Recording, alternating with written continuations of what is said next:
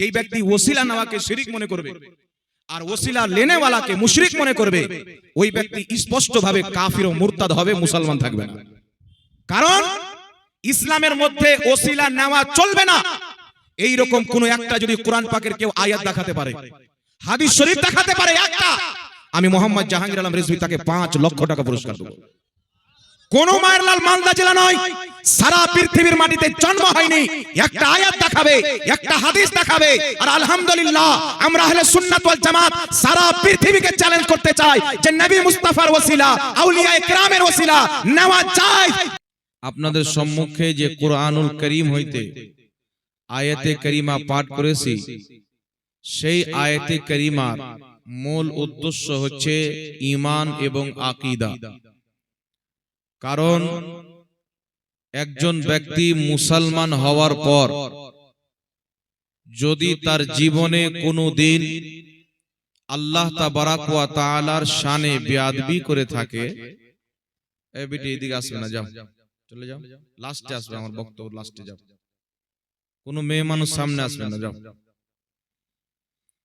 একজন ব্যক্তি মুসলমান হওয়ার পর সারা জীবন নামাজ আদায় করার পর তসবিহ, তাহলিল ইত্যাদি, তাহাজ্জুদের নামাজ, নফল নামাজ, ফরজ নামাজ, ওয়াজিব নামাজ, হজ সব কিছু করেছেন, কিন্তু তার জীবনে যদি কোনোদিন আল্লাহ তাবারাক ওয়া তাআলা বা আল্লাহ তাবারাক ওয়া তাআলার হাবিব রাসূল আকরাম সাল্লাল্লাহু আলাইহি ওয়া আলিহি ওয়াসাল্লামের শান মানকে নিয়ে যদি জীবনে কোনোদিন কটূক্তি করে থাকে, তাহলে সেই ব্যক্তির সারা জীবনের ইবাদত বরবাদ হয়ে যাবে, তার ঠিকানা চিরস্থায়ী জাহান্নামী হবে।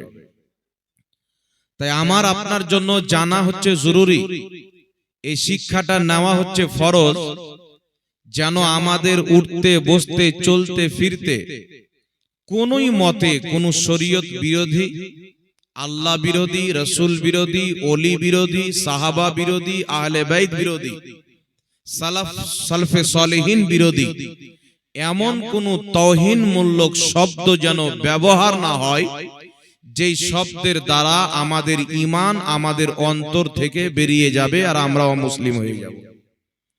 তো আপনি কবে এটা করতে পারবেন? যখন আপনি জানবেন যে ঈমান কাকে বলে আর কুফরি কাকে বলে, কোন কথা বললে ঈমান চলে যাবে, কোন কথা বললে ঈমান মজবুত হয়ে যাবে। এই সমস্ত কথার ইলম আপনার আমার জন্য জানাটা হচ্ছে জরুরি। আর মানুষের না জানার কারণে নামাজের বাহানায়, রোজার বাহানায়, হজের বাহানায়, যাকাতের বাহানায়, ভালো আমলের ঝাসা দিয়ে জাল বিছিয়ে মানুষকে এমন দলে নিয়ে চলে যাওয়া হয় যেই দলের আকীদা হচ্ছে খোদা বিরোধী আকীদা, নবী বিরোধী আকীদা।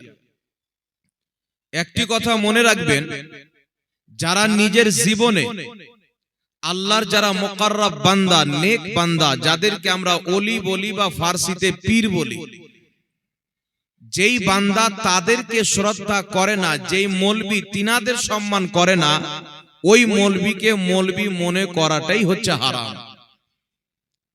কিছু দেখতে পাওয়া যায় বর্তমানে স্টেজে উঠেই আল্লাহর গুণগান, নবীর দুরুদ বাদ দিয়ে ডাইরেক্ট উঠে বলে যে পীর ফির মানা হারাম। কিছু বক্তা তো এমন পর্যন্ত বলে যে পীর মানা না, ঘোড়ার ডিম মানা। তো আমি আপনাদেরকে বলতে চাই, বাবা, যদি আল্লাহর নেক বান্দা পীরকে মানা হারাম হয়, তো ওই রকম নামাক হারাম মৌলবি দাড়ি টুপিওয়ালা শয়তানকে মানা জায়েজ কি করে হলো?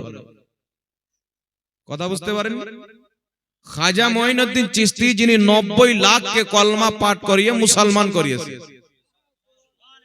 নিজামউদ্দিন আউলিয়া, যিনি লাখ লাখ মানুষকে ইসলাম গ্রহণ করিয়েছেন, সিরাজউদ্দিন আখি পাক, যিনি হাজারো লোককে কলমা পড়িয়েছেন, আলাউল হক পান্ডবী রহমাতুল্লাহ আলাইহি বাঙালি ইসলাম প্রচার করেছেন, যারা আমাদেরকে ঈমান দিয়েছেন, আমাদের পূর্বের পুরুষ পাথরের পূজা করত, তাদেরকে আল্লাহর পূজারী বানিয়েছেন, আমাদের পূর্বপুরুষ মন্দিরে গিয়ে ঘন্টা বাজাতো, তাদেরকে মসজিদের আজান শিখিয়েছেন, আমাদের পূর্বপুরুষ মূর্তির পূজা করত, তাদেরকে আল্লাহ ওয়াহদাহু লা শারীকের পূজারী বানিয়েছেন, আমাদের পূর্বপুরুষ মাথাতে চুটি রাখতো, তারা মাথাতে নবীর সুন্নাত টুপি সাজিয়েছেন।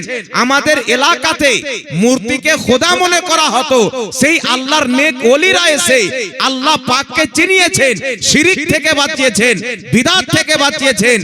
এক কথা, যিনি আমাদেরকে সৃষ্টি করেছেন সেই মহান রব্বুল আলামিনের পরিচয় দিয়েছেন, যিনি আমাদের নবী, আমরা যিনার উম্মত, সেই মুহাম্মদ রাসূলুল্লাহর পরিচয় করিয়ে দিয়েছেন।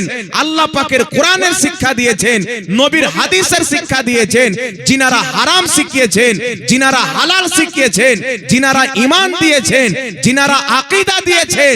যদি এই রকম আল্লাহর ওলিকে মানা হারাম হয়, তো ওর মতন মৌলবীকে মানা কি করে জায়েজ হলো?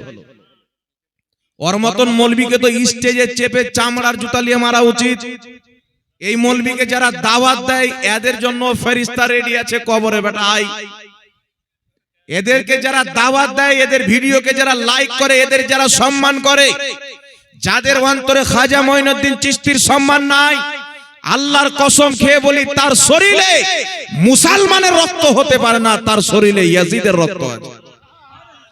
কারণ খাজা মঈনুদ্দিন চিশতি রাহমাতুল্লাহ আলাইহি কোন সাধারণ ব্যক্তি নয়, শুধু ওলি নয়, তিনি হচ্ছেন ওলিদের সরদার, নবী পাকের বংশ, যাদের ব্যাপারে আল্লাহ কুরআন পাকে বলেছেন, কুল লা আসআলুকুম আলাইহি আজরান ইল্লাল মাওয়াদ্দাতা ফিল কুরবা। আল্লাহ বলছেন, মাহবুব পৃথিবীবাসীকে বলে দাও, আমি তোমাদের কাছে কিছুই বদলা চাই না, আমার আহলে বাইতের মহব্বত চাই, আমার আওলাদের মহব্বত চাই, আমার আলের মহব্বত চাই। আল্লাহ কুরআন পাকে নবীর আলো আওলাদকে মহব্বত করতে বলেছেন। আর খাজা মঈনুদ্দিন চিশতি নবী মুস্তাফার আওলাদ, তো যেই ব্যক্তি নবী মুস্তাফার আওলাদের সাথে দুশমনি করবে, ওই ব্যক্তি ইয়াজিদ তো হতে পারে, হুসাইনি হতে পারে না। জোরে বলেন সুবহানাল্লাহ। খাজা মঈনুদ্দিন চিশতি রাহমাতুল্লাহ আলাইহি আল্লাহ তাবারাক ওয়া তাআলার প্রিয় হাবিবের রওজা জিয়ারত করতে গেছেন। তিনার প্রিয় মুর্শিদ খাজা উসমান হারুনি রহমাতুল্লাহ আলাইহি হজ করতে যাবেন, নবীর রওজা জিয়ারত করতে যাবেন। খবর পেলেন খাজা মঈনুদ্দিন চিশতি রাহমাতুল্লাহ আলাইহি নিজের পীরের খুব চাহিদা মুরিদ ছিলেন, কাছের মুরিদ ছিলেন। জিজ্ঞাসা করছেন, হুজুর কোথায় যাবেন? মদিনাতুল মুনাওয়ারা। হুজুর আমাকেও নিয়ে চলেন, আমি রাসূলুল্লাহর রওজা জিয়ারত করতে চাই। তিনারা দুইজন পীর এবং মুরিদ রাসূলুল্লাহর রওজাতে গিয়েছেন। পৃথিবীর মানুষ যখন সালাম দেয়, আমার নবী অবশ্যই তার সালামের উত্তর দেন, কিন্তু আমরা শুনতে পাই না।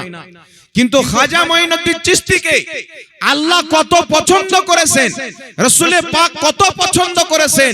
তিনি যখন নবীর রওজাতে গিয়েছেন, সালাম পেশ করেছেন, আসসালাতু ওয়াসসালামু আলাইকা ইয়া রাসূলুল্লাহ। নবীর রওজা থেকে উত্তর আসেন, ওয়া আলাইকুমুস সালাম। জোরে বলেন সুবহানাল্লাহ।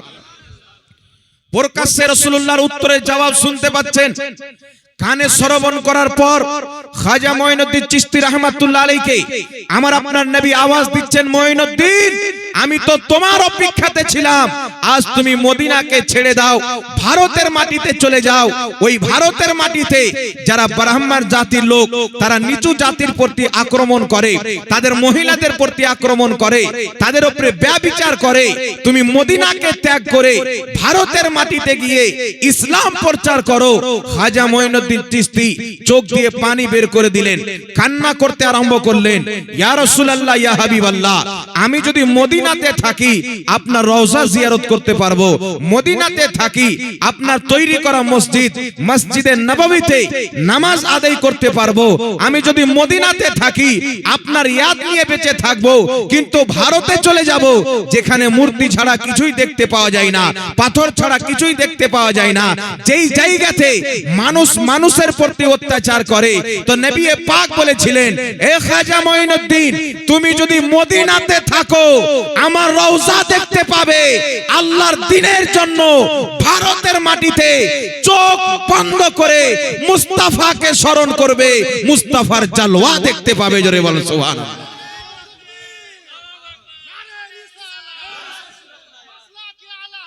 জিন্দাবাদ। তোমাকে কে পাঠিয়েছে ভারতে? খাজা মঈনুদ্দিন চিশতিকে মুহাম্মদুর রাসূলুল্লাহ পাঠিয়েছেন, আল্লাহ তাবারাক ওয়া তাআলার হাবিব পাঠিয়েছেন। ভারতের মাটিতে এসে উনি যখন নবী মুস্তাফাকে স্মরণ করতেন, সামনে মুস্তাফার জালওয়া দেখতে পেতেন। জোরে বলেন সুবহানাল্লাহ। এখন তো এমন লোক সমাজে বেরিয়ে গেছেন, মৌলবি না কলবি, বলছেন নবী পাককে কি করে সামনে দেখতে পেল? নবী পাক তো মরে গেছেন, শেষ হয়ে গেছেন। কিতাবটি বের করবেন হযরত। নবী পাক তো মরে শেষ হয়ে গেছেন, নবী পাক কি করে বেরিয়ে আসতে পারে, নবীকে কি করে দেখতে পারে? এই রকম ধারণা মানুষকে দেওয়া হয়। আজ থেকে 1450 বছর পর্যন্ত প্রত্যেক মুসলমানের আকীদা ছিল আমার আপনার নবী সহ প্রত্যেক নবী নিজের রওজাতে জিন্দা আছেন, যেখানে ইচ্ছা যেতে পারে, যেখানে ইচ্ছা যেতে পারে। আজ যারা নবী মুস্তাফার বিরুদ্ধে আকীদা বানিয়ে নিয়েছে, আল্লাহ তাবারাক ওয়া তাআলার তাওহীন করেছে, আর তারা আঙ্গুল তুলে আমাদেরকে বলে যে এরা বিদআত কাজ করে, এরা শিরিক কাজ করে, বলছে আমরা ওলি আউলিয়াকে মানি না। আরে তোমার মুকদ্দারে নাই, ওলি আউলিয়াকে তারা মানবে যাদেরকে আল্লাহ পাক মহব্বত করার তৌফিক দান করবে। বলেন সুবহানাল্লাহ। একটাই মাসলা, আল্লাহ তাবারাক ওয়া তাআলা কি বলেছেন? উঠান বুখারী শরীফ, বুখারী শরীফের মধ্যে হাদিস, রাসূল পাক সাল্লাল্লাহু আলাইহি ওয়াসাল্লাম বলছেন, হাদিসের শব্দ, ক্বালা রাসূলুল্লাহ সাল্লাল্লাহু আলাইহি ওয়াসাল্লাম ইন্নাল্লাহ তাআলা ক্বাল মান আদালি ওয়ালিয়ান ফাকাদ আযানতুহু বিল হারব। রাসূল পাক বলছেন, নিশ্চয়ই আল্লাহ তাবারাক ওয়া তাআলা বলেছেন, যেই ব্যক্তি আমার ওলির সাথে দুশমনি রাখলো, যেই ব্যক্তি আমার ওলিকে মানলো না, যেই ব্যক্তি আমার ওলির সঙ্গে বুগজ রাখলো, আল্লাহ তাবারাক ওয়া তাআলা বলেন আমি আল্লাহ তার সাথে যুদ্ধ ঘোষণা করলাম। অনেক মার্কেটে লোক পেয়ে যাবেন 5 ওয়াক্তের নামাজ পড়ে বলে আমি ওলি মানি না। আরে তোর মুকদ্দারে নাই, তুই ওলি কেন মানবি? তোমার নসিবে আছে ইবনে আব্দুল ওয়াহাব নাজদির মতন বেঈমানকে মানা, তোমার মুকদ্দারে আছে ওয়াহাবি কাটমুনশিদেরকে মানা, তোমার তকদিরে আছে ইসমাইল দেহলভির মতন পথভ্রষ্টকে মানা, তোমার নসিবে আছে আশরাফ আলী থানভীর মতন কাফিরকে মানা, তোমার নসিবে আছে কাসিম নানতাইর মতন গুস্তাখে রাসূলকে মানা। এটা তো আমাদের মুকদ্দার আছে। তোমরা তোমাদের মৌলভীকে মানো, আমরা আহলে সুন্নাত ওয়াল জামাত আল্লাহর ওলিদেরকে মানবো, খাজা মঈনুদ্দিন চিশতিকে মানবো, গাউসে বাগদাদীকে মানবো। বলেন সুবহানাল্লাহ। কিয়ামতের ময়দানে দেখে নিও, রাসূল পাক বলছেন যে যাকে মহব্বত করবে তার কিয়ামত তার সাথে হবে, যে যাকে মহব্বত করবে কিয়ামতের ময়দানে তার সাথে থাকবে। যেই কাতারে খাজা মঈনুদ্দিন চিশতি থাকবে আহলে সুন্নাত ওয়াল জামাত থাকবে, যে কাতারে গাউসে বাগদাদী থাকবে আহলে সুন্নাত ওয়াল জামাত থাকবে, যে কাতারে নিজামউদ্দিন আউলিয়া থাকবে আহলে সুন্নাত ওয়াল জামাত থাকবে। আর কিয়ামতের ময়দানে যেই কাতারে আল্লাহর নেক বান্দারা থাকবে, ওই কাতারে নবী মুস্তাফা হাউজে কাউসারের পানি পান করাবে। তাই বিরাদর ইসলাম আমাদেরকে সচেতন হতে হবে। আপনি মুসলমান, আপনি কেন আল্লাহর নেক বান্দাকে মানবেন না? আল্লাহ তাবারাক ওয়া তাআলা বলছেন যারা বড়দেরকে সম্মান করে না, রাসূল পাক বলেছেন যারা বড়দেরকে সম্মান করে না সে আমাদের অন্তর্ভুক্ত নয়, মুসলমান নয়। আর ওলি আউলিয়া হচ্ছে আমাদের বড়, তাদেরকে সম্মান করাটা হচ্ছে ফরজে আইন, জরুরি, তাদেরকে মানাটা জরুরি, তাদেরকে মহব্বত করা, তাদের আদব অন্তরে রাখা হচ্ছে জরুরি। আজ যারা এগুলো কথা বলে পীর মেনে কি হবে, তো তোমার মতন গাঁজাখোর থোপড়াকে দেখে কি হবে? যেই পীর ইসলাম প্রচার করেছেন, যাদেরকে আল্লাহ কবুল করেছেন, তাদেরকে যদি না মানা যায় তো তোমার মতন ভাদের মাসের পাগলা মৌলবীকে মেনে আমার লাভটা কি? তোমাকে তো জালসাতে ডাকনেওয়ালাও বোকা, তোমার ওয়াজ শুননেওয়ালাও বোকা। যেই ব্যক্তি আল্লাহর ওলিদের বিরুদ্ধে কথা বলে ওই ব্যক্তি আল্লাহর বিরুদ্ধে কথা বলে। তাই আল্লাহ বলেছেন যে আমার ওলিদের ব্যাপারে খবরদার, যেই ব্যক্তি তাদেরকে মানবে না, তাদের সাথে দুশমনি রাখবে, আমি আল্লাহ তার সাথে যুদ্ধ ঘোষণা করলাম। তো মৌলবি মনে করছে আমি সুন্নিদের সাথে লড়ছি, মৌলবি মনে করছে যে আমি বেরেলিদের সাথে লড়ছি, আহলে সুন্নাত ওয়াল জামাতের সাথে লড়ছি, কিন্তু কাটমুনসি জানে না যে আল্লাহ যুদ্ধর তৈয়ারি করে রেখেছে। আল্লাহ লাঠি নিয়ে যুদ্ধ করবেন না, চাকু নিয়ে যুদ্ধ করবেন না, অস্ত্র নিয়ে যুদ্ধ করবেন না। কবরে যখন যাবে তার কবরটাকে জাহান্নাম বানিয়ে দিবে, জাহান্নাম বানিয়ে দিবে। যখন চলবে বেটা তখন তুমি বুঝতে পারবে। এই জন্য পৃথিবীবাসীকে আজ থেকে 150 বছর পূর্বে বরেলির শাহিনশাহ আলা হযরত ইমামে আহলে সুন্নাত সচেতন করে দিয়েছেন যে আজ লে উনকি পানাহ, আজ মদদ মাंग उनसे, कल ना मानेंगे कयामत को अगर मान गया। সুবহানাল্লাহ। আজ মানুষ বলছে যে ওসিলার কি প্রয়োজন, আমরা ডাইরেক্ট আল্লাহর কাছে চাই, আর সকালবেলা উঠে রুটি চাইবে বিবির কাছে। ওসিলার প্রয়োজন নাই, ডাইরেক্ট আমরা আল্লাহর কাছে চাই। মাদ্রাসার জন্য চান্দা চাইবে রাস্তার দোকানদারের কাছে, মানে ওসিলা লাগবে না, ডাইরেক্ট আল্লাহর কাছে চাও। ডাইরেক্ট বলবে হুজুর যারা জিন্দা তাই এদের কাছে চাওয়া যাবে। জিন্দা মানুষকে আল্লাহ মানা জায়েজ আছে? জি কথা বলে। যারা বলে যে আল্লাহর কাছে ডাইরেক্ট চেয়ে না, ওসিলা ফসিলার কোনো প্রয়োজন নাই, ওসিলা নামা হচ্ছে শিরিক, ওসিলা নামা হচ্ছে হারাম। যেই ব্যক্তি ওসিলা নামাকে শিরিক মনে করবে আর ওসিলা লেনেওয়ালাকে মুশরিক মনে করবে, ওই ব্যক্তি স্পষ্ট ভাবে কাফির ও মুরতাদ হবে, মুসলমান থাকবে না। কারণ ইসলামের মধ্যে ওসিলা নেওয়া চলবে না। এই রকম কোন একটা যদি কোরআন পাকের কেউ আয়াত দেখাতে পারে, হাদিস শরীফ দেখাতে পারে একটা, আমি মোহাম্মদ জাহাঙ্গীর আলম রেজভী তাকে 5 লক্ষ টাকা পুরস্কার দেব। কোন মায়ের লাল মালদা জেলা নয়, সারা পৃথিবীর মাটিতে জন্ম হয়নি, একটা আয়াত দেখাবে, একটা হাদিস দেখাবে। আর আলহামদুলিল্লাহ আমরা আহলে সুন্নাত ওয়াল জামাত সারা পৃথিবীকে চ্যালেঞ্জ করতে চাই যে নবী মুস্তাফার ওসিলা, আউলিয়ায়ে কেরামের ওসিলা নেওয়া যায়। যদি নবীর হাদিস থেকে প্রমাণ না করতে পারি, জুতোর গলা মালাই দিয়ে চাচল থেকে ঝাড়খণ্ড পাঠাবে। এটা আমরা প্রমাণ করব আলহামদুলিল্লাহ। কারণ আমাদের আকীদা পানিতে ভেসে আসেনি। করির ধর্ম চলে আমেরিকার ফান্ডিং এ, করির ধর্ম চলে ইহুদির ফান্ডিং এ, আহলে সুন্নাত ওয়াল জামাত চলে আউলিয়ায়ে কেরামের দোয়া এবং ফয়েজে। আমাদের কোনো ফান্ডিং নাই। তাই আমাদের সুন্নি জামাতের কোথাও মসজিদ যদি তৈরি হয়, তাহলে সেই মসজিদ তৈরি হতে কত কত বছর লেগে যায়। একটা মাদ্রাসা তৈরি হতে বছর লেগে যায়। আর একদিন আপনাদের চাঁচল থেকে হেঁটে একটা রাস্তা যাচ্ছি 5 কিলোমিটার, একদিন গেলাম আর 1 সপ্তাহ পর এসে দেখছি তো রাস্তা একটা মসজিদ হয়ে গেছে। 8 দিনে মসজিদ, 15 দিনে মসজিদ।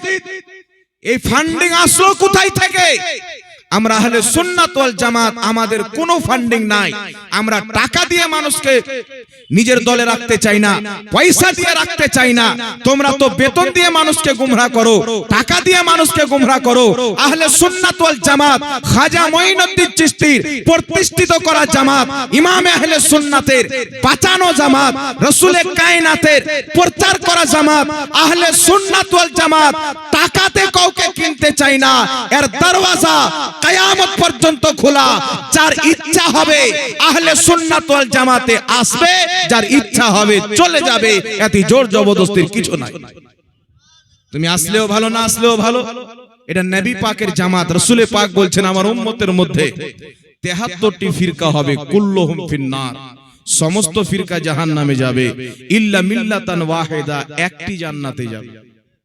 মানা আলাইহি ওয়া সাহাবী, যে আমার সাহাবার তরিকাতে চলবে তারাই হবে জান্নাতি। যাদের আকীদা নবীর মতন হবে, যাদের আকীদা সাহাবার মতো হবে, তারাই হবে জান্নাতি। তাই এই দল হচ্ছে আহলে সুন্নাত ওয়াল জামাত, জান্নাতি দল। আপনার ইচ্ছা যদি না করে ছেড়ে চলে যান, আমার বাপ দাদার কি হলো? জি, সারা পৃথিবী যদি সুন্নিয়াত থেকে বেরিয়ে যায়, সুন্নিয়াতের গায়ে কোনো আঘাত লাগবে না। যখন 313 জন সাহাবা ছিল তখন তারাই সত্য পথে ছিল, যখন লাখ লাখ হয়েছেন তারাই জান্নাতি ছিল। তো সুন্নি জামাত একজন যদি দুনিয়াতে থাকে, ওটাই জামাত জান্নাতি। জোরে বলতে হবে সুবহানাল্লাহ। এখন বলবেন হুজুর আপনি বললে তো হবে না। একজন বলছে হুজুর জান্নাতি দল আমরা কি করে চিনবো? ওই হুজুর বলছে তো ওটা শুনে নিলাম, এই হুজুর বলছে তো ওটা শুনে নিলাম। তো জান্নাতি দল কোনটা আমরা কি করে চিনবো? একটা মাসলা যখন দেখি মোবাইলে, তো মাসলাটা দেখতে গিয়ে দেখছি যে 7টা মৌলবি আর মশলা বয়ান করছে 8 রকম। আপনি বলুন হুজুর 7টা মৌলবি 7 রকম হবে, 8 রকম কি করে হবে? তো কিছু কিছু মৌলবির আবার দুমুখ আছে, সকালবেলা আলাদা ফতোয়া, বিকেলবেলা আলাদা ফতোয়া। কথা বুঝতে পারছেন? এই জন্য 8 রকম বললাম। তো বলছে হুজুর জটা মৌলবি জিজ্ঞাসা করছি তো এই রকম কোনটা সঠিক দলের লোক, আমরা কি করে চিনবো? আমি বললাম বক্তব্য শুনো। আমাদের সারা লাইফে যত বক্তব্য করেছি, আহলে সুন্নাত ওয়াল জামাতের যত আলিম আছে, ইনাদের বক্তব্য শুনেন। ইনাদের বক্তব্যের মধ্যে আল্লাহর তাওহীদ দেখিয়ে দেন, আপনার গোলামি করতে প্রস্তুত আছি। নবীর তাওহীদ দেখিয়ে দেন, আপনার গোলামি করতে প্রস্তুত রয়েছি। কিন্তু যারা বিরোধী দল, যারা নিজেকে আহলে হাদিস বলে, দেওবন্দি বলে, তাদের বক্তব্য শুনেন। কেউ বলছেন নবী বড় ভাই ভাইয়ের মতো, কেউ বলছে নবী মরে শেষ হয়েছেন, কেউ বলছে নবীকে পিছনের খবর ছিল না, কেউ বলছে নবীর মুখ দিয়ে দুর্গন্ধ বের হতো, কেউ বলছে নবী কিয়ামতে নিজেই টেনশনে থাকবে। তো আমাদের কি উপকার করবে? আরে দুনিয়াতে জান্নাতি দল চিনহার একটা উপায়, যাদের মুখ দিয়ে নবীর বেয়াদবি বাইরা বের হয় তারা হচ্ছে জাহান্নামী কাতারের লোক, আর যারা সব সময়তে নবীর গুণগান করে তারাই হচ্ছে জান্নাতি দলের লোক। সঠিক ফর্মুলা আছে বাবা। এখন কেউ যদি কুফরি শোনার পরে বলে না ঠিক বলছে, তাহলে আপনিও তো কাফির হয়ে যাবেন না, কি বলেন বাবা? আকীদা জান্নাতে নিয়ে যাবে, একটি কথা মনে রাখবেন। আর আমি এই আপনাদের চাচলে কয়েক জায়গাতে বলেছি যে আপনি বলছেন নামাজ পড়ছেন, হুজুর নামাজের জন্য ডাকে। কিছু জামাত বেরিয়েছেন, একটা জামাত বেরিয়েছে যার নাম হচ্ছে তবলিগি জামাত, নাম শুনেছেন? জি, তবলিগি জামাত। ইনারা মানুষের কাছে যায় নামাজের জন্য ডাকে, কিন্তু ওরা ইসলামের নামাজের জন্য নয়, নিজের ফিরকার নামাজের জন্য ডাকে। আপনাকে নামাজে ডাকবেন, একটা লোক ওই জামাতে যাওয়ার আগে সালাম পড়ে, কায়াম করে, নবীর নাম শুনে বিরুদ্ধ আঙুল চুমুন দিয়ে চোখে লাগায়, ওই ব্যক্তি নবী পাকের জন্মদিন পালন করে, আর ওই জামাতে গিয়ে নামাজি হয়ে এসে বলছেন যে নবীও ভাগতেন মুততেন, আমরাও হাগি মুতি, তো নবী নূরের তৈরি কি করে হলো? তাহলে বলেন তো বাবা, যে জামাতে গিয়ে ও নামাজি হলো, ইমানটা রেখে আসলো, নামাজ নিয়ে আসলো। ইবলিসের 6 কোটি বছর নামাজ ছিল, অন্তরে আদমের মহব্বত ছিল না। আল্লাহ বলছেন তোর 6 কোটি ইবাদত তোমার কিছুই করতে পারবে না যদি নবীর মহব্বত তোমার অন্তরে না থাকে। তুমি আদমকে অপমান করেছো, তোমার নামাজকে আমি আল্লাহ ধ্বংস করে দিলাম, তোমার ইবাদতকে ধ্বংস করে দিলাম, ফেরেশতাদের শিক্ষকতা করেছিলে আমি ধ্বংস করে দিলাম, আর কিয়ামত পর্যন্ত পৃথিবী মানুষকে শিক্ষা দিয়ে দিলাম যার অন্তরে নবীর আদব থাকবে ওই ব্যক্তি দুনিয়াতেও কামিয়াব, আখিরাতেও কামিয়াব হয়ে যাবে। সফল হওয়ার জন্য রাসূলুল্লাহর আদব লাগবে। এই জন্য আমি আয়াতে কারিমা পাঠ করেছি। একজন মুনাফিক বাইরে গিয়ে বলছেন একজন সাহাবীর উটনি হারিয়ে গেল। আমার নবী বলছেন উমুকের উটনি উমুক জায়গাতে রয়েছেন। একজন মুনাফিক নামাজ পড়ছেন নবীর পিছনে। কার পিছনে? আচ্ছা বলেন তো বাবা, নবী পাকের পিছনে মুক্তাদি হয়ে নামাজ পড়া এর চাইতে বড় ফজিলতের কাজ হতে পারে? এর চাইতে বেশি আপনার ভাগ্যবান কেউ হবে যারা রাসূলুল্লাহর পিছনে নামাজ পড়েছে, নবীর পিছনে নামাজ পড়ছেন। যুদ্ধের ময়দানে নবীর পক্ষ থেকে লড়াই করেছেন, গেলেন কোথায়? ময়দানে লড়াই চলছে। ওই ব্যক্তি বাইরে গিয়ে বলছেন মুহাম্মদ সাল্লাল্লাহু আলাইহি ওয়াসাল্লাম বলছেন উমুকের উটনি উমুক জঙ্গলে রয়েছেন। মুহাম্মদ কি গায়েব জানে? ও তো গায়েব জানে না। নবী পাকের ইলমে গায়েব অস্বীকার করলেন তাফসিরে নিশাপুরীর মধ্যে। এখন কিছু মাতাল মৌলবি নাই বলে নবী গায়েব জানে না। এরকম ডেট ফেল মৌলবি আছে না? নাই, ডেট এক্সপায়ার হয়ে গেছে। বলছেন নবী গায়েব জানে না, নবী গায়েব জানে না, কিন্তু গায়েব যে কয় প্রকার হয় বেটা এটা জাতিকে বলতে দেয় না। ওই ব্যক্তি যখন বলল মুহাম্মদ কি গায়েব জানে, আল্লাহ বলছেন জিবরিল যাও, আমার নবীকে আমি গায়েব দিয়েছি। মুনাফিক বলছে নবী গায়েব জানে না, আয়াত নিয়ে যাও যেন কিয়ামত পর্যন্ত কোরআনের শাকলে এই আয়াত সাক্ষী থাকে যে একজন ব্যক্তি নবীর পিছনে নামাজ পড়ার পর, নবীর পক্ষে লড়াই করার পর, নবীর ইলমে গায়েবকে অস্বীকার করেছিল, আমি আল্লাহ তাকে কাফির ঘোষণা দিয়েছি।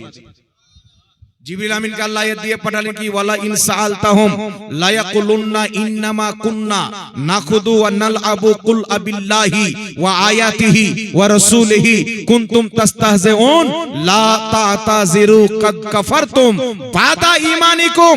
আল্লাহ বলছেন মাহবুব তুমি যদি তাকে জিজ্ঞাসা করো তুমি কি এই কথা বলেছো, মুনাফিক বলবে না আমি তো মজাক করছিলাম, আমি তো ঠাট্টা করতেছিলাম। আল্লাহ বলছেন তুমি কি আল্লাহর আয়াত দিয়ে ঠাট্টা করো? তুমি কি আল্লাহর রাসূলের সাথে ঠাট্টা করো? লা তা'তাযিরু বাহানা করিও না, কাদ কাফারতুম বাদা ঈমানিকুম, তুমি ঈমান আনার পর আমার নবীর ইলমে গায়েবকে অস্বীকার করার কারণে কাফির হয়ে গেছো। জোরে বলেন সুবহানাল্লাহ। আজকে মৌলবি অস্বীকার করে কি করে না? ওই যে কোরআন পাকে আল্লাহ বলেছেন জমিন আসমানে আল্লাহ ছাড়া কেউ গায়েব জানে না।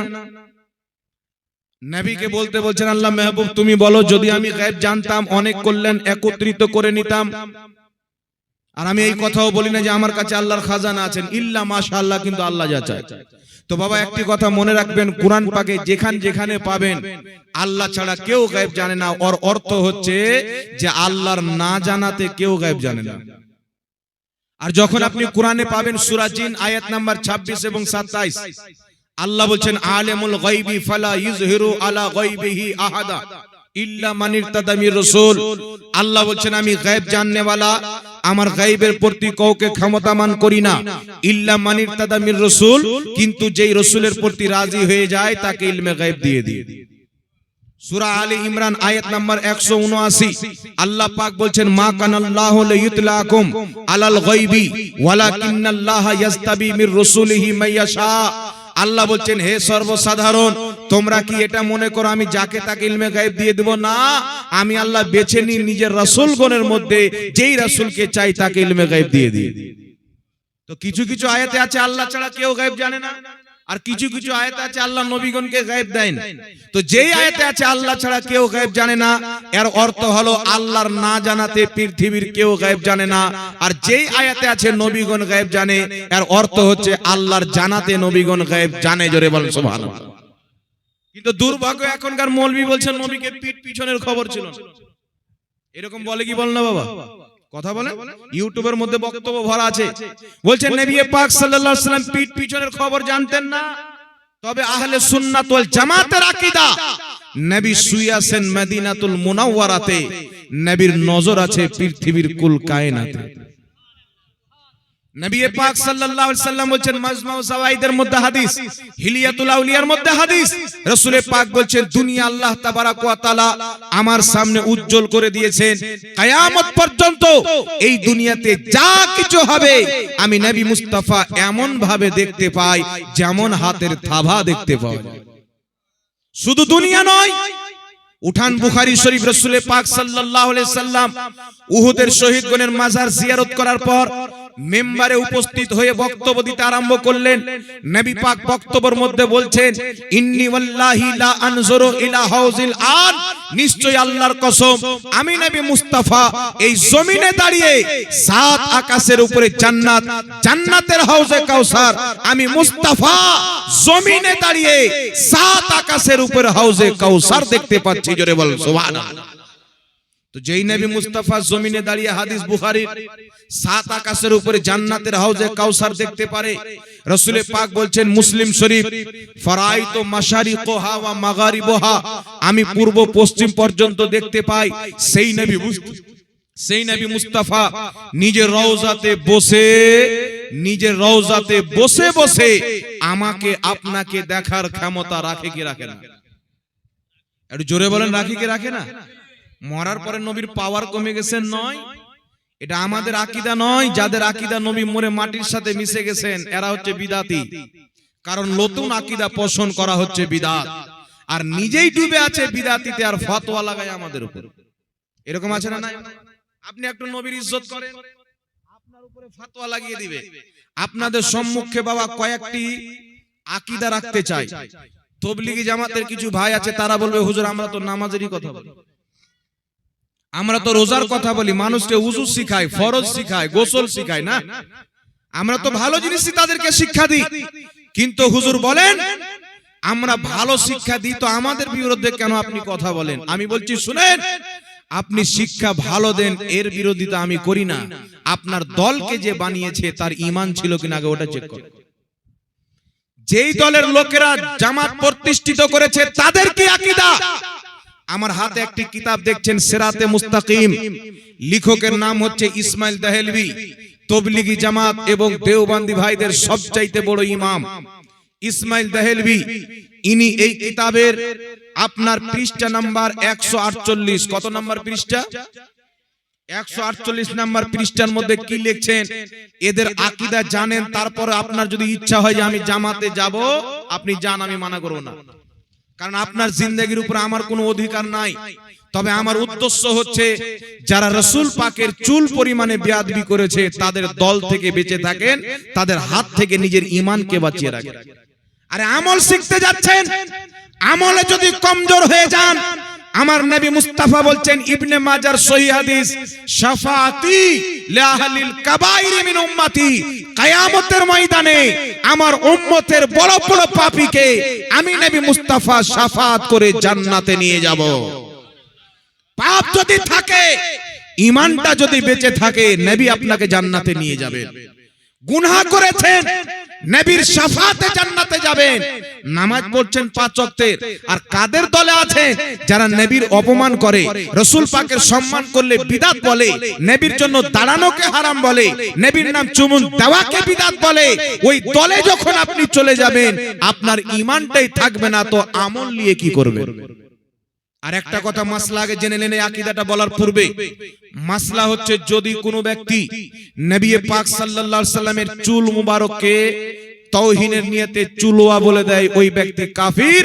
ইমাম কাজী আয়াজ রাহমাতুল্লাহ আলাইহি শিফা শরীফের মধ্যে লিখেছেন, নবীর চুল মুবারককে কেউ যদি চুলওয়া বলে দেয়, সঙ্গে সঙ্গে কাফির হয়ে যাবে। নবীর জুতা নালাইন মুবারককে কেউ যদি বেয়াদবির নিয়তে জুতুয়া বলে দেয়, ওই ব্যক্তি কাফির হয়ে যাবে। তো যদি নবীর চুলের অপমান করে, নবীর জুতাকে জুতুয়া বলে দেয়, নবীর চুলকে চুলওয়া বলে দেয়, ওই ব্যক্তি যদি কাফির হয়ে যায়, যেই ব্যক্তি নবীর জাতের তাওহীন করবে, কাফির হবে কি হবে না? ঈমান থাকবে? মানুষ মনে করছে নবী বড় ভাই, কে বলছে নবী আমাদের মতন মানুষ ছিল।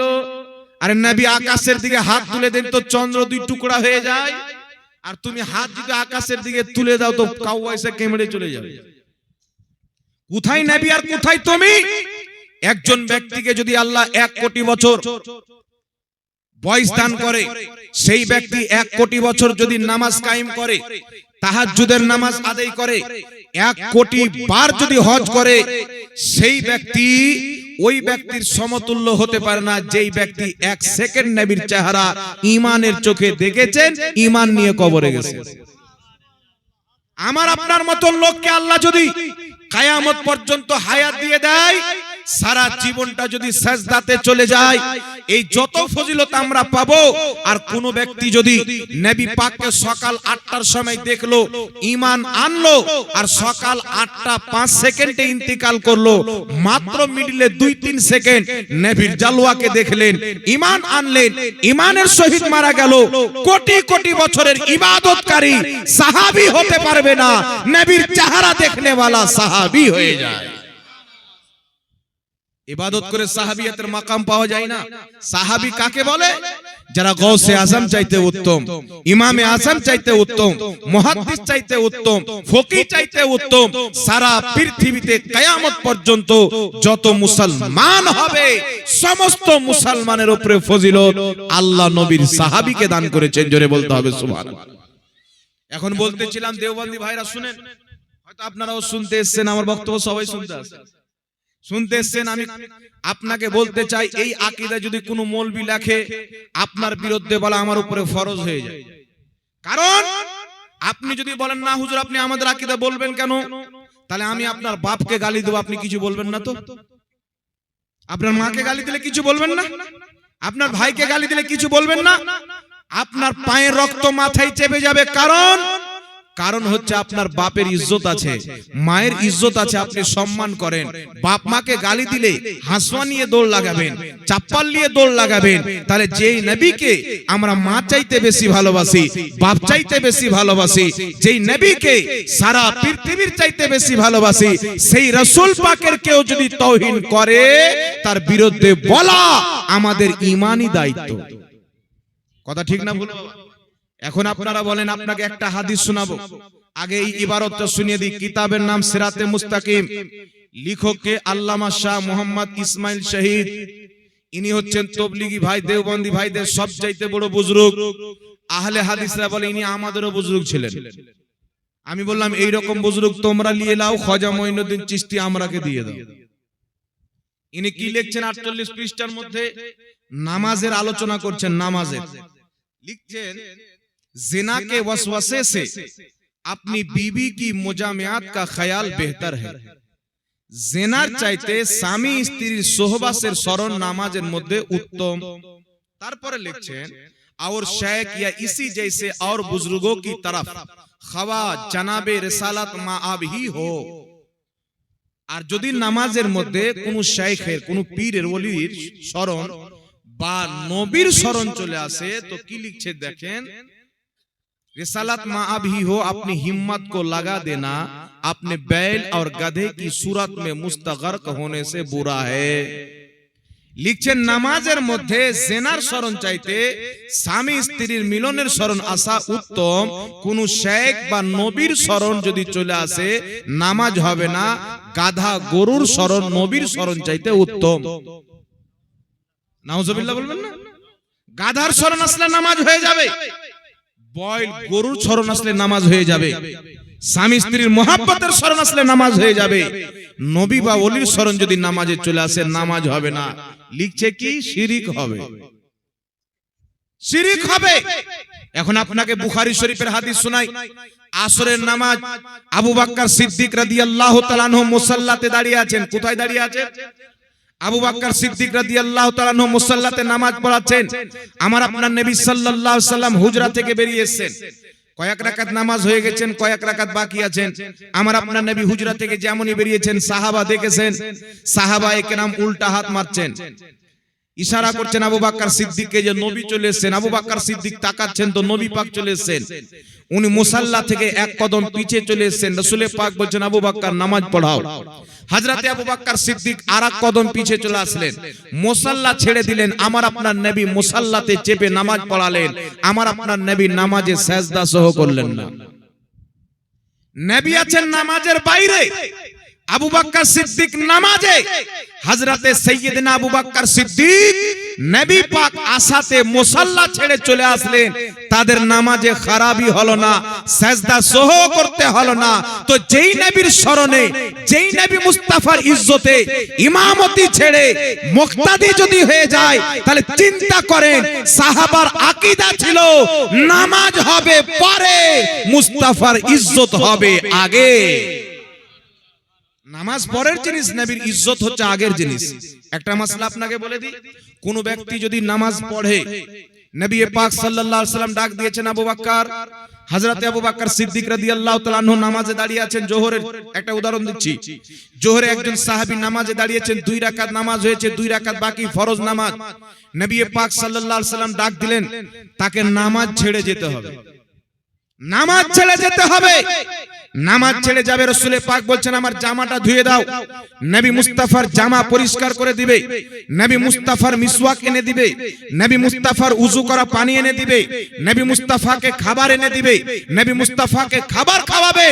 এইবার নবী মুস্তাফার কাম কমপ্লিট করে 1 ঘন্টা পর ওই নামাজ পড়তে যাবেন, তো কোথায় থেকে পড়বেন? শরীয়ত বলছে যেখান থেকে ছেড়ে এসেছে আবার ওখান থেকে গিয়ে আদায় করে নেবেন। 2 রাকাত পড়েছিল, 2 রাকাত ছেড়ে এসেছিল, এইবার গিয়ে 2 রাকাত পড়বে কেন? নবীর সাথে কথা বললেন, নবীর জামা ধুয়ে দিলেন, নবীকে খাবার খাওয়ালেন, নামাজ কি ভঙ্গ হয়নি? বলছে না, যতক্ষণ পর্যন্ত মুস্তাফার খিদমত করেছে আল্লাহ পাকের ইবাদতের মধ্যেই থেকেছে। জোরে বলেন সুবহানাল্লাহ। এটা হচ্ছে ইসলাম। মা ডাকলে নামাজ ভেঙে যাবে, বাপ ডাকছে আপনি আওয়াজ দিলে নামাজ ভেঙে যাবে, আত্মীয় স্বজন ডাকছেন আপনি আওয়াজ যদি দেন আপনার নামাজ ভেঙে যাবে। কিন্তু মুহাম্মদ রাসূলুল্লাহ যদি ডাক দেন, মুস্তাফা জানে রহমতের খিদমত যতক্ষণ করবেন আল্লাহর নামাজের মধ্যে থাকার নেকি চলবে। জোরে বলেন সুবহানাল্লাহ। তাহলে এই যে মৌলবি বলছে নামাজের মধ্যে গরুর শরণ আসলে চলবে, গাধার শরণ আসলে চলবে, স্বামী স্ত্রী ভালোবাসার শরণ আসলে চলবে, কিন্তু নবীর শরণ আসলে নামাজ হবে না, শিরিক হবে। আপনারা বলেন এই মৌলবীর দলের জামাতে যাওয়া যাবে? এই জোরে বলেন যাবে? ঈমান থাকবে? এর চাইতে বড় বিদআত হতে পারে? আর নবীর নাম চুমন দিলে বলছে বিদআত। দেখবেন একটা বর্ধমানের দিকে পোল্ট্রি মুরগি বেরিয়েছে, জি আপনাদের মনে হয় এই চাঁচলের মাটিতে হাতি সুর নাই, ওকে দেখলেন না হাতি সুর দেখলেন? এমন পোল্ট্রি মুরগি এভাবে বলছেন। হ্যাঁ, কিছু মুসলমান আছে নবীর নাম শুনে একবারে মুখটাকে ওই মুখ পোড়া হুলমান থাকে না, ওই মুখ পোড়া হুলমানের মতন করছে আর বলছে ওর মুখটা দেখেই মনে করবে যে আগে মালদা যায় আর বাটা কোম্পানি থেকে চামড়ার জুতা কিনে মুখটাতে সাঁটিয়ে দিই। এত মিথ্যা কথা এরা কি করে বলতে পারে? আমি আজকে আপনার এখানে আছি, দরকার যদি পড়ে কাল পর্যন্ত থাকবো, আমার এইদিকে কালকে প্রোগ্রাম আছে। এলাকার মধ্যে কোনো দেওবন্দি আলেম যদি থাকে আমার কাছে আসুক, আমি যদি প্রমাণ না করতে পারি যে নবী মুস্তাফার নাম শুনে বিরুদ্ধ আঙ্গুল চুমুন দিয়ে চোখে যে মাসা করবে আল্লাহ তাকে সওয়াব দিবে, এটা যদি আমি প্রমাণ না করতে পারি, জুতোর গলায় জুতোর মালা আমার গলাতে দিয়ে এখান থেকে বিদায় করে পাঠাবো, যদি প্রমাণ না করতে পারি। আর কিয়ামত তো আসতে পারে, কোন মায়ের লাল এটাকে বিদআত প্রমাণ করতে পারে কেউ পারবে না। এর ফজিলত কি? মাত্র আপনাকে দুটি হাদিস শোনাবো, একটু লক্ষ্য করে শুনেন। নবী পাকের নাম শুনছেন, এইভাবে বিরুদ্ধ আঙ্গুল চুমুন দিয়ে চোখে লাগাচ্ছেন। কিছু লোক বলছে, হুজুর আপনি তো আপনার আঙ্গুল চুমুনলেন, তো নবীর আঙ্গুল চুমা কি করে হলো? নবীর নাম কি করে চুমুন দেওয়া হলো? আচ্ছা বাবা, মাসলা শুনেন। যখন আপনি হজ করতে যাবেন, কাবা ঘরে তাওয়াফ করছেন, হাজরে আসওয়াদ জান্নাতি পাথরকে চুমবেন। শরীয়ত বলছেন যদি কাছাকাছি থাকো, মুখ লাগিয়ে ঠোঁট লাগিয়ে টেনে লাও, চুটা কিছু করতে হবে না, হয়ে গেল। আর যদি তুমি কাছাকাছি না থাকো, হাত যায় হাত লাগিয়ে হাতকে চুমুন দাও, ওই হাজরে আসওয়াদ চুমুন দেওয়া হয়ে গেল। যদি সেটাও সম্ভব নাই, ভিড় ভাড় প্রচুর আছে, লাঠি থাকলে লাঠি লাগিয়ে লাঠিকে চুমুন দিয়ে দাও, হাজরে আসওয়াদ চুমুন দেওয়া হয়ে গেল। যদি সেটাও সম্ভব না থাকে, অনেক দূরে আছো, এইভাবে হাতের ইশারা করে হাতকে চুমুন দাও, হাজরে আসওয়াদ চুমুন দেওয়ার সওয়াব আল্লাহ দিয়ে দিবে। তাহলে তুই তো তোর হাতকে চুমলি, তো হাজরে আসওয়াদ চুমুন দেওয়ার সওয়াব কি করে পালি? শরীয়তের সিস্টেমকে নিজের আকলের তারাজুতে নাপলে বুঝতে পারবে মাসলাও তো শয়তান নেবেছিল, আমি আগুনের তৈরি, আদম মাটির তৈরি, আমি আগুন হয়ে মাটিকে কি করে সাজদা করব? এই আকল তো সেই লড়াই ছিল। কিন্তু আপনাদের সম্মুখে মাত্র দুটি হাদিস শোনাবো, শুনবেন বাবা, আর জোরে করে বলতে হবে, শুনবেন। কারোর যদি ইচ্ছা থাকে, হুজুর যেটি বললেন আমাদেরকে দেখান, আপনি আসেন আমার কাছে, এই যে দলিল পেশ করছি ইনশাআল্লাহ আপনাকে দেখিয়ে দেব, কোনো প্রবলেম নাই। কারণ আমরা আহলে সুন্নাত ওয়াল জামাত আল্লাহর কসম খেয়ে বলি, স্টেজে কোনোদিন মিথ্যা কথা বলি না। আর আল্লাহর কসম খেয়ে বলি যে বর্তমানে পোল্ট্রি মুরগি বেরিয়েছে, আর কলকাতাতে একটা রাজমিস্ত্রি বেরিয়েছে ভাদর মাসের কুকুর। এ দুটা যে কত মিথ্যা কথা বলে, একমাত্র আল্লাহ ছাড়া মানুষ হিসাব করতে পারবে। প্রত্যেক বক্তব্যের মধ্যে কিছু না কিছু মিথ্যা কথা আছে। নবীর নাম চুমুন দাও বিরাট, যুক্তি দিচ্ছে। একটা মসজিদে নামাজ পড়তে গেলাম, একজন বাবাকে দেখছি 10 বার নবীর নাম নিচ্ছে, তো 10 বার চুমছে। তো নামাজ শেষে আমি জিজ্ঞাসা করলাম, বাবা তুমি কার নাম চুমছে? বলে নবীর নাম। বলছে আচ্ছা বলেন তো, নবী বড় না আল্লাহ বড়? বলছে আল্লাহ বড়। নবী খালিক না মাখলুক? নাউজুবিল্লাহ। আর আল্লাহ হচ্ছেন খালিক, আল্লাহ হচ্ছেন স্রষ্টা, নবী হচ্ছেন সৃষ্টি। আল্লাহ মাবুদ, নবী হচ্ছেন বান্দা, ঠিক না বেটি? তো তুমি যখন সৃষ্টি নবীর নাম চুমছো, তো আল্লাহর নাম কেন চুমো না? পাগলা গেলি প্রশ্ন, যুক্তি। তাহলে আমি বলবো যারা এই কথা যুক্তি দেয় তাদেরকে বলবো, তুমি মায়ের পেট থেকে কেন হয়নি, বাপের পেট থেকে কেন হয়েছে? তোমার কি উত্তর হবে? তো নিশ্চয় তোমার এই উত্তর হবে যে আল্লাহ মায়ের পেটে সিস্টেম রেখেছেন, তাই মায়ের পেট দিয়ে হই, বাবার পেটে রাখেনি তাই বাপের পেটে হয় না। না কি বলেন বাবা? আল্লাহ যদি সিস্টেম বাবার পেটে দিত, তো বাবার পেটে হতো কি হতো না? সিস্টেম মায়ের পেটে বাচ্চা হবে, 10 মাস থাকবে, 9 মাস থাকবে, বাচ্চা জন্ম নিবে, বাবার পেটে হবে না। তো যেই মৌলবি যুক্তি দেয় যে আল্লাহর নাম কেন চুমুন দাও না, তুমি যেই দিন তোমার বাপের পেট থেকে বাচ্চা জন্ম দিয়ে দেখাবে, সেই দিন আল্লাহর নাম চুমুন দিয়ে আমরা দেখিয়ে দেবো। কারণ নবীর নাম চুমুন দেওয়ার দলিল শরীয়তে আছে, আল্লাহর নাম চুমুন দেওয়ার কোনো প্রমাণ নাই। চুমুন তাকে যাওয়া যায় যাকে স্পর্শ করা যায়, যাকে দেখতে পাওয়া যায়। আচ্ছা বলেন তো, হাওয়াকে চুমুন দিতে পারবেন? কথা বলেন। হাওয়াকে চুমুন দেওয়া যাবে? ব্যথাকে চুমুন দেওয়া যাবে? যাবে না। খাট্টা মিঠাকে চুমুন দেওয়া যাবে? যাবে না। তো আল্লাহকে স্পর্শ করা যায় না, দেখতে পাওয়া যায় না, ছুঁয়া যায় না, আর আল্লাহর নাম চুমুন দেওয়ার ব্যাপারে শরীয়তে কোনো আলোচনাই নেই। কিন্তু নবীর নাম চুমুন দেওয়ার দুটি হাদিস শুনেন। সর্বপ্রথম হাদিস হিলিয়াতুল আউলিয়া, সকলের গ্রহণযোগ্য কিতাব, লেখকের নাম ইমাম আসবাহানি রাহমাতুল্লাহ আলাইহি। সেই কিতাবের মধ্যে হাদিস লিখেছেন, হাদিসের মান হচ্ছে হাসান, হাসান পর্যায়ের হাদিস। হাদিস কি মুসা আলাইহিস সালাতু ওয়াস সালামের একজন উম্মত 200 বছর পর্যন্ত আল্লাহর নাফরমানি করেছে। কত বছর? একটু জোরে বলতে হবে। 200 বছর আল্লাহর নাফরমানি করেছেন। 200 বছর পর নাফরমানি করার পর যখন মারা গেছে, মুসা আলাইহিস সালাম উম্মতের মধ্যে, উনার উম্মতের মধ্যে যারা নামাজি, পরহেজগার, মুত্তাকি, তার লাশকে তুলে নিয়ে গিয়ে ক্যাচড়াতে ফেলে দিয়েছে। ক্যাচড়াতে ফেলে দিয়েছেন যে পাপী লোক 200 বছর আল্লাহর নাফরমানি করেছে, একে আমাদের কবরস্থানে মাটি দিতে দিব না। তখন কি করা হলো? মুসা আলাইহিস সালাম তুর পাহাড়ে গিয়েছেন, কালিমুল্লাহ, আল্লাহর সাথে কালাম করছেন, কথাবার্তা চলছেন। আল্লাহ পাক বলছেন, মুসা, তোমার যেই উম্মতেরা আমার যেই বান্দার লাশকে ক্যাচড়াতে ফেলেছে, তুমি যাও তাকে সেখান থেকে উঠিয়ে সুন্দরভাবে গোসল দাও, কাফন দাফন করো। মুসা নবী বলছেন, আল্লাহ, আমার উম্মতেরা সাক্ষী দেয় তোমার সেই বান্দা 200 বছর পর্যন্ত আল্লাহ তোমার নাফরমানি করেছে, পাপের কাজে লিপ্ত থেকেছে, গুনার কাজে লিপ্ত থেকেছে। ওগো রব্বুল আলামিন, আমি যদি তাকে গোসল দিই, আমি যদি তাকে কাফন দিই, আমি যদি তার মাটি দিই, তাহলে আমাকে জিজ্ঞাসা করা হবে যে এই রকম পাপী ব্যক্তির আপনি আল্লাহর নবী হয়ে কেন দাফন করছেন, কেন কবরস্থ করছেন? আল্লাহ আমি কি উত্তর দিব?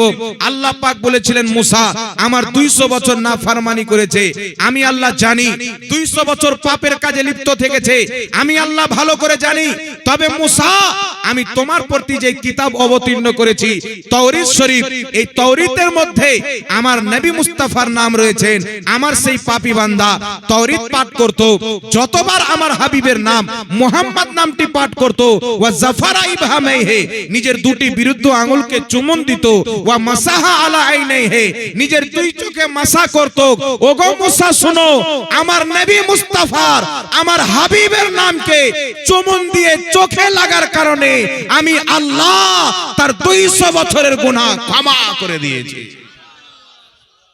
কত বছরের গুনাহ ক্ষমা করে দিয়েছি? আল্লাহ বলছেন 200 বছরের গুনাহ ক্ষমা করেছি, এবং তার জন্য 72টি হুর আমি আল্লাহ জান্নাতে সাজিয়ে রেখেছি। একটু জোরে বলতে হবে সুবহানাল্লাহ।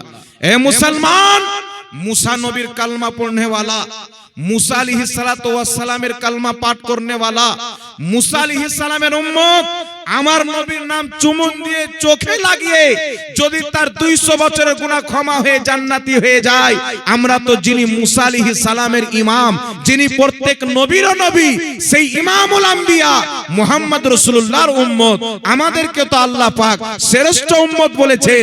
আমরা যখন আমাদের নবী মুস্তাফার নাম শুনে বিরুদ্ধ আঙ্গুল চুমুন দিয়ে চোখে মাসা করব, আমাদের 60 বছরের গুনাহ অবশ্যই আল্লাহ ক্ষমা করে দিবে। তাহলে বলেন তো বাবা, নবীর নাম চুমুন দেওয়ার ফজিলত আছে না নাই? কিন্তু এরা হচ্ছে রাসূল পাক সাল্লাল্লাহু আলাইহি সাল্লামের দুশমন, যাদের আকীদা নবীর শরণ আসলে নামাজ হবে না, গরু ছাগলের শরণ আসলে নামাজ হয়ে যাবে। এবারটা নবীর নাম আপনাকে চুমতে দিবে? শয়তান কোনদিন আপনার চাই যে নামাজ পড়েন, শয়তান কোনদিন চাই যে আপনি রোজা রাখেন, ওই রকম শয়তান কোনদিন চাইবে না আপনি নবী মুস্তাফার তাজিম করেন। শয়তান জানে নামাজ যদি নামাজ ছাড়নে वाला নামাজকে যদি ফরজ মনে করে মরে যায়, আল্লাহ চাইলে তার নামাজগুলিকে maaf করতে পারে কিনা? আল্লাহ চাইলে করতে পারে, ওটা আল্লাহর হক। কিন্তু নবীর যদি বেয়াদবি করে যায়, কোনোদিন ক্ষমা হবে না। 100 জনের হত্যাকারী, বুখারীর হাদিস, আল্লাহ পাক 100 জনের হত্যাকারীকে ক্ষমা করেছেন, কিন্তু আদমের বেয়াদবিকারী 6 কোটি বছরের ইবাদত গুজার ইবলিসকে আল্লাহ ক্ষমা করেননি, কিয়ামত পর্যন্ত ক্ষমা করবে না। জোরে বলতে হবে সুবহানাল্লাহ। আরেকটি হাদিস শুনেন, কিতাবটির নাম হচ্ছে মাকাসিদুল হাসানা, লেখকের নাম ইমাম সাখাবী রাহমাতুল্লাহ আলাইহি। এই কিতাবের মধ্যে হাদিস। আরেকটি কিতাব মুসনাদুল ফিরদাউস, এই কিতাবের মধ্যে হাদিস। এখন যে হাদিসটি পাঠ করতে যাচ্ছি, এই হাদিসটি কিন্তু বাবা জয়ীব সনদে বর্ণিত হয়েছে। হাদিসটি কি? হযরতে আবু বকর সিদ্দিক রাদিয়াল্লাহু তাআলা আনহু আছেন, হযরতে বিলাল আযান দিচ্ছেন, যখন বলছেন আশহাদু আন্না মুহাম্মাদার রাসূলুল্লাহ, হযরতে আবু বকর সিদ্দিক নিজের বিরুদ্ধ আঙ্গুল চুমুন দিয়ে চোখে লাগাচ্ছেন। আযান যখন কমপ্লিট হয়ে গেল, আমার আপনার নবী বলছেন, যেই কাজ আমার বন্ধু আবু বকর করেছে, যেই আমার উম্মত করবে, হিল্লাত লাহু শাফাআতি, আমি মুস্তাফার শাফাআত তার জন্য হালাল হয়ে যাবে। আমি নবীর শাফাআত তার জন্য হালাল হয়ে যাবে। বিশ্ববিখ্যাত ইমাম মোল্লা আলী কারি রাহমাতুল্লাহ আলাইহি উক্ত হাদিস নিজের কিতাব আসরারুল মারফুর মধ্যে উল্লেখ করে বলেছেন, যেহেতু এই হাদিসটি, এই আমলটি খলিফায়ে আউয়াল আবু বকর সিদ্দিক থেকে প্রমাণিত, আমল করার জন্য এতটুকুই যথেষ্ট। জোরে বলবেন না সুবহানাল্লাহ। ইমাম আজলুনি রহমাতুল্লাহ আলাইহি কাশফুল খাফার মধ্যে ইমাম মোল্লা আলী কারীর এই বক্তব্যকে সমর্থন করেছেন। তাই ইমাম মোল্লা আলী কারী যিনি 2.5 লক্ষ হাদিসের হাফিজ ছিলেন, কত লক্ষ? আর জোরে বলতে হবে। 2.5 লক্ষ হাদিসের হাফিজ ইমাম মোল্লা আলী কারী নিজের কিতাব শারহে নুকায়ের মধ্যে লিখতেছেন, নবী মুস্তাফার নাম শুনে বিরুদ্ধ আঙ্গুল চুমুন দিয়ে চোখে মাসা করা হচ্ছে মুস্তাহাব, যেই ব্যক্তি করবে ওই ব্যক্তি সওয়াব পাবে। বিশ্ববিখ্যাত ইমাম জালালউদ্দিন সিউতি রাহমাতুল্লাহ আলাইহির লেখা কিতাবটির নাম হচ্ছে তাফসিরে জালালাইন। এই কিতাবের হাসিয়ার মধ্যে মুহসি লিখতেছেন, যেই ব্যক্তি নবী মুস্তাফার নাম শুনে বিরুদ্ধ আঙ্গুল চুমুন দিয়ে চোখে মাসা করবে ওই ব্যক্তিকে আল্লাহ সওয়াব দান করবে, অর্থাৎ মুস্তাহাব। হানাফি মাযহাবের বিশ্ববিখ্যাত কিতাব ফাতাওয়া শামি, দারুল উলুম দেওবন্দের ছাপ, সেই কিতাবের মধ্যে লেখা আছে নবী মুস্তাফার নাম যেই ব্যক্তি শুনলো, শোনার পরে নিজের বিরুদ্ধ আঙ্গুল চুমুন দিয়ে চোখে মাসা করবে, এটা হচ্ছে মুস্তাহাব, ওই ব্যক্তি সওয়াব পাবে।